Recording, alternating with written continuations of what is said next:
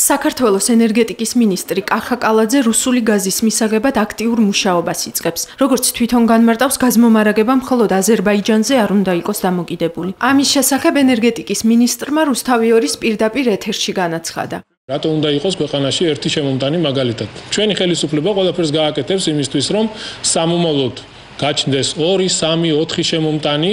ეს ძალიან მნიშვნელოვანია იყოს დივერსიფიცირებული წყაროები, უფრო ასე რომ ვთქვათ, მეტი კონკურენცია იქნება ბაზარზე და საინტერესო იქნება ფასების კუთხითაც. ჩვენ თუ დღეს ელექტროენერგიას ზამთრის პერიოდში განსაკუთრებით ყიდულობთ რუსეთიდან, ხო?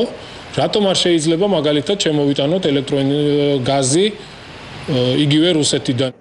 საფრთხეებსა და არგუმენტებზე ვრცლად აზერბაიჯანში ვიზიტით მყოფმა საქართველოს პრეზიდენტმა ისაუბრა. მიხეილ სააკაშვილის თქმით, ბუნებრივი აირის საკითხში რუსეთის სერიოზულ ალტერნატივად განხილვა საქართველოს დამოუკიდებელი კურსის ფუნდამენტური გადახედვა. დღეს როცა უკრაინამაც კი დაიწყო სხვა წყაროებიდან გაზის შემოტანა, როცა მთელი ევროპაც ცდილობს თავი დააღწიოს რუსეთთან დამოკიდებულებას. საქართველოს საწინააღმდეგო მიმართულებით მოძრაობა ნიშნავს ჩვენი ქვეყნის დაბრუნებას ძიმე წარსულში. იმიტომ რომ ჯერ ერთი აზერბაიჯანის გაზი რამდენჯერმე უფრო იაფია ვიდრე რუსული, მეორე აზერბაიჯანის სტრატეგიული ინტერესია საქართველოს დამოუკიდებლობა და სტაბილურობა, იმიტომ რომ ეს ნიშნავს ასევე აზერბაიჯანის დამოუკიდებლობას და სტაბილურობას და ამიტომ ძალიან იაფად გვაძლევს ამ გაზს. საქართველოს სამხრეთის ენერგეტიკული კორიდორის მთავარი სატრანზიტო ქვეყანა. სწორედ მისი მეშვეობით გააქვს აზერბაიჯანს გაზი თურქეთში, საიდანაც ის შემდეგ ევროპის ქვეყნებამდე მიდის. დღეისათვის საქართველოს ბაზარზე არსებობს როგორც რუსული, ასევე აზერბაიჯანული გაზის შესყიდვის შესაძლებლობა, თუმცა ბაზრის 70% უკავია აზერბაიჯანულ გაზს, იმ მარტივი მიზეზის გამო, რომ აზერბაიჯანული გაზის ფასი საგრძნობლად დაბალია რუსული გაზის ფასთან შედარებით. გარდა ამისა, აზერბაიჯანთან საკონტრაქტო პირობები მაქსიმალურად ხელსაყრელია რუსულისგან განსხვავებით. რუსული გაზის შეწყიდვის შემთხვევაში მყიდველი იხდის წინასწარ შეკვეთილი რაოდენობის ღირებულებას. მიუხედავად იმისა, ამ რაოდენობას მთლიანად აითვისებს თუ ვერა. აზერბაიჯანული გაზის შესყიდვის შემთხვევაში საქართველო იხდის მხოლოდ იმ რაოდენობის საფასურს, რასაც რეალურად მოიხმარს. შარშან დეკემბერში პრემიერ-მინისტრმა აზერბაიჯანს გაზის დაბალი საფასურის გამო მადლობა გადაუხადა.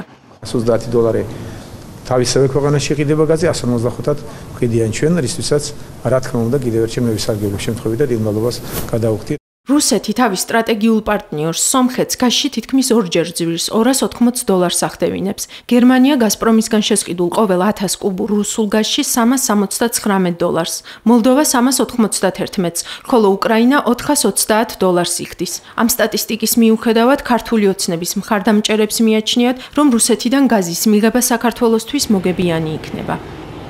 ნაბიჯი საქართველოს მთავრობისა რუსული გაზის შესაძენად შეიძლება იყოს პოლიტიკური თვალსაზრისითაც კი გამართლებული, რადგან ეს გარკვეულწილად ჟესტია იმისა, რომ ეს ძალიან რთული და ჩიხში შესული პოლიტიკური ურთიერთობა ნელ-ნელა რაღაც ურთიერთხელსაყრელ პირობებზე დაიძრას მკვდარი წერტილიდან. მე ვერ ვხედავ ვერანაირ საჭიროებას რუსული გაზის შესყიდვა კიდევ გეუბნებით კომერციის ფარგლებს არ ცილდება.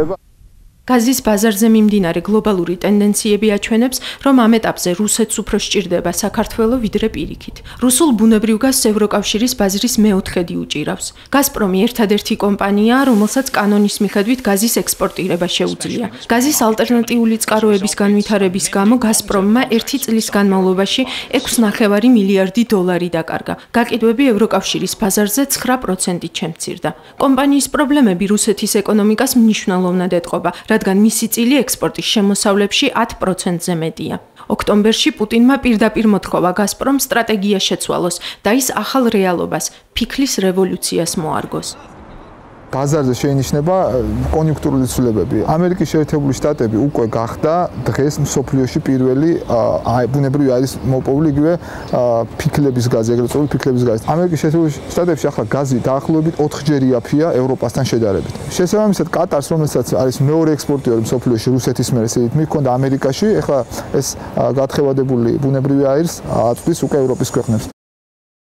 Ამ რეალობის გათვალისწინებით გამორიცხულია რუსული გაზი საქართველოსთვის უფრო იაფილირდეს, ვიდრე აზერბაიჯანული, ხოლო თუ ეღირება მას აუცილებლად ექნება მაღალი პოლიტიკური ფასი. ზუსტად ისე, როგორც ეს უკრაინის შემთხვევაში მოხდა.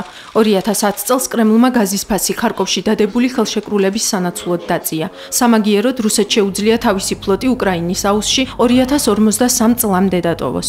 2013 წელს გაზპრომი უკრაინას დამატებით 7 მილიარდი დოლარის გადახდას აიძულებს იმ საბაბით, რომ უკრაინაში იმპორტირებული გაზი ნაკლები აღმოჩნდა, ვიდრე უკრაინას კონტრაქტის მიხედვით უნდა მიეღო.